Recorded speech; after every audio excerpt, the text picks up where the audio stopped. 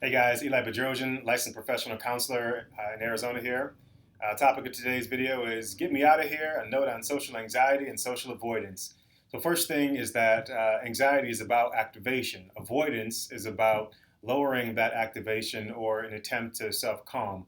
Over time, what happens when we continue to avoid in order to manage the anxiety is that the avoidance gets paired with the social anxiety, right, or the activation. So it's sort of like activation, social anxiety paired with avoidance. Social anxiety paired with avoidance. And so, ideally, what we want to do is over time, we want to repair the activation of social anxiety with being able to ride the wave of activation back down, and also being able to pair the activation with staying engaged with other people. How you engage with other people, and the quality of the engagement is important. We'll get to that in just a moment.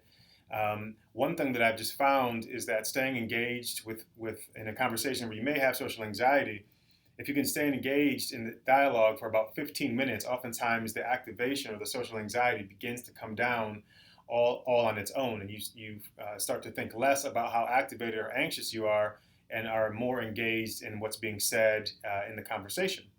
So you also want to dial into the specifics of what is anxiety provoking for you. So is it something around the five senses? So is it something around the lights are too bright? Is it something around the sound is just really grating on you, or it's too loud? You feel boxed in a crowded environment. That stuff is important to know so that you can maybe do something to impact that or do something different.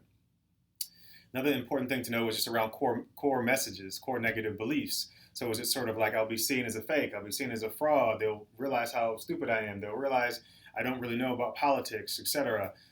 Cutting down to understanding some of those messages is really important too, so that we can work on self assurance and maybe self messaging to ourselves when we're in those situations. One thing that may be useful, depending on who you are and what your background is just building skills around social engagement. Sometimes, having tools just for making small talk is a way to allow yourself to have the anxiety reduced, get into the conversation, and feel more comfortable in that way.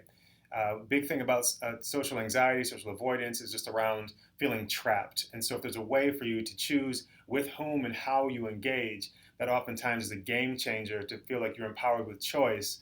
And so the anxiety can come down with that in and of itself.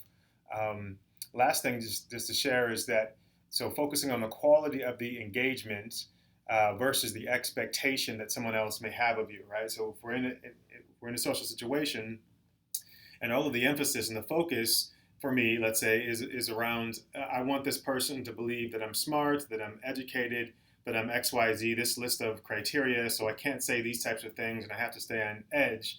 It kind of pulls away from the quality of the engagement. It stays more about expectation. And that's where sort of I'm in a position where I'm sort of literally and figuratively holding my breath. So is there a way for me to bring myself to the engagement and to be authentic with who I am, even through the anxiety?